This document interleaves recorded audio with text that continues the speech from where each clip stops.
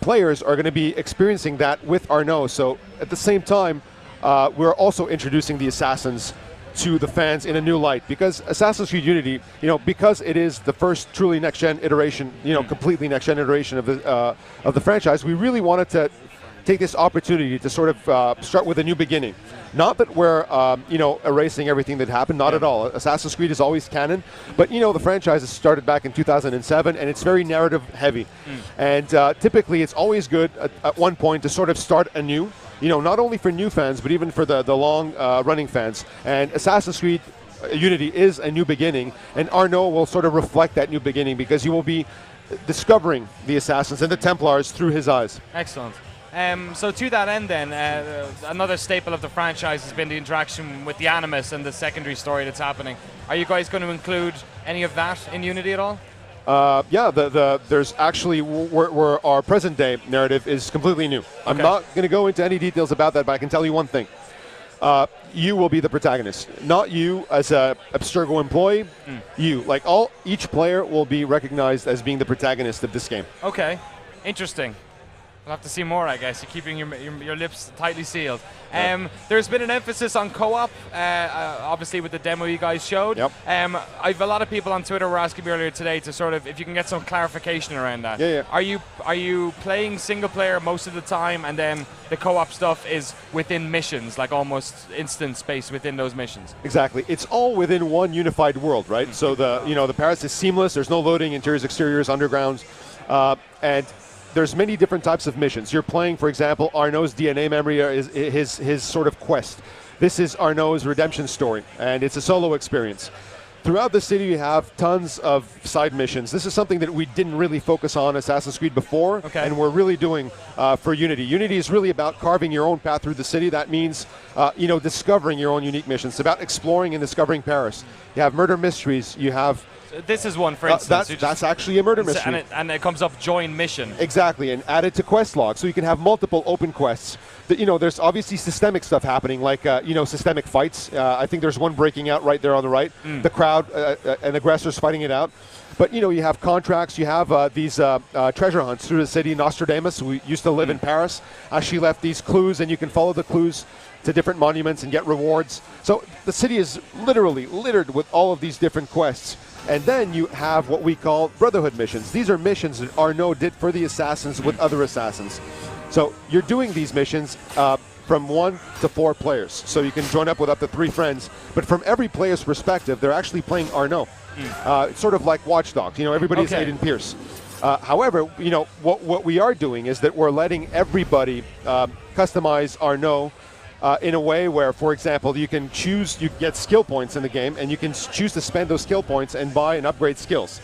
And then you have all these gear elements. You have, hoods, you have the actual suit, you have gauntlets, gloves, you have belts, you have boots, and all of these different elements actually, not only are they visually different, but they have an actual impact on gameplay. Then you have all the weapons. Traditionally in AC, weapons were they all had the same stats. Not anymore. Also, is there a straight-up cover mechanic in this as well? There is a cover mechanic. We have a stealth mode that we added. I mean, a lot of fans were talking about this. It's not that we didn't want to do it before. We were just, we wanted to do it right. And so I think we actually pulled it off. Stealth mode means that you're more silent, you're more precise. Assassin's Creed there's always this a fight between being efficient, fast, and navigate quickly through the city, and being very stealthy and precise. And we're often trying to guess what you want to do in the game, which every time we try to guess what the player wants to do, there's an off chance that we might get it wrong, which explains why sometimes you're tailing a dude and all of a sudden your character sticks on a wall, right? By creating a specific stealth mode, we're reducing the number of times that we're actually trying to guess what you're trying to do.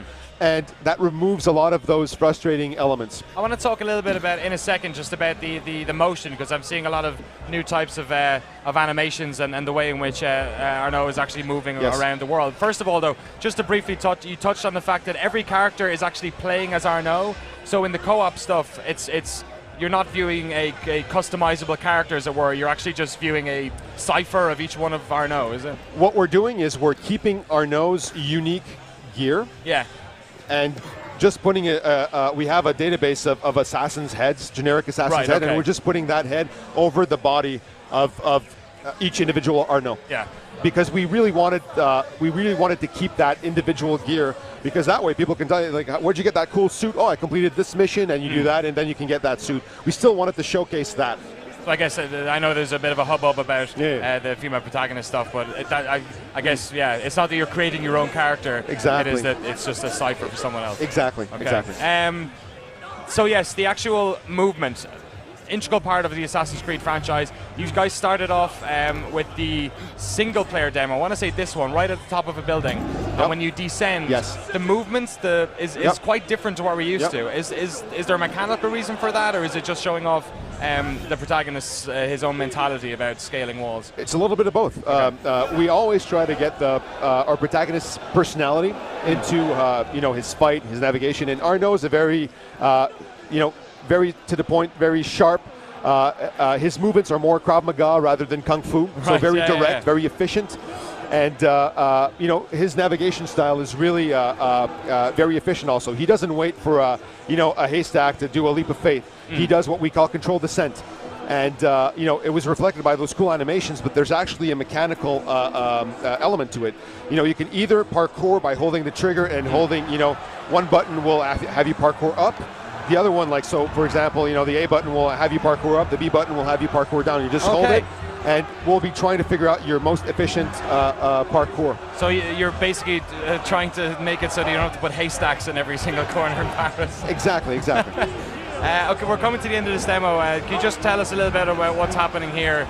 Is this very indicative of the assassinations in this game? Because this kind of reminds me a lot of the first game where you're killing somebody while, I don't know, I remember specifically you killing somebody who, not on a guillotine, but on a hanging. On a stage. So just per detail, what's happening here? Yeah, it was a little, seriously, we really were trying to sort of a little wink at Assassin's Creed 1 and show that from showing that we were going back to those basics.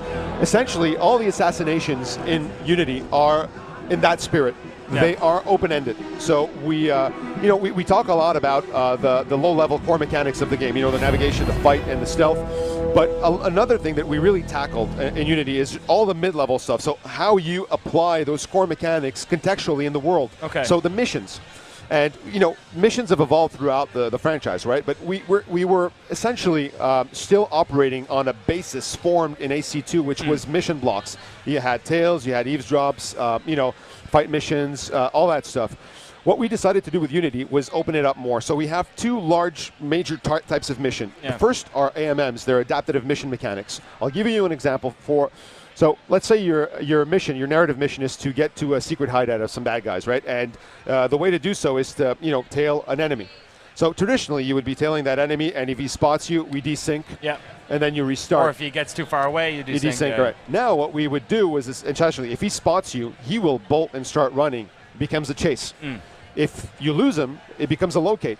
Okay. If while bolting, while running away, he gets into a systemic fight with some other NPCs and gets killed, well, then maybe if you loot the body, you find this address and you know where he was heading. But since he's now missing, they might be doubling up the guards at that place. Okay. So we really give more flexibility, and we try to let the player play like he wants to play. Our second major improvement, or innovation, I should say, is black box design.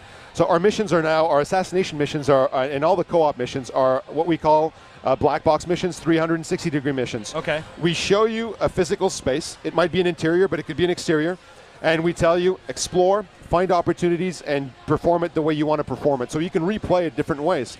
Sometimes by finding side missions, you might find a secret passage that leads directly and shows you a completely original way of performing that assassination. That echoes a lot of the first Assassin's Creed game, where that's essentially what you were doing, was building up to that climax, actually, like doing it yourself. But I guess in doing it this way, you're not forcing people into doing all this stuff. The whole idea is, I always say this, it's carving your own path through Paris. But that's really the case, not only with the side missions, but even how you perform these missions, right? It's really about, you spend your skill points on Arno the way you want to do it. You get the gear that you want to sort of reinforce the way you already play the game, and then the game permits you to play it that way.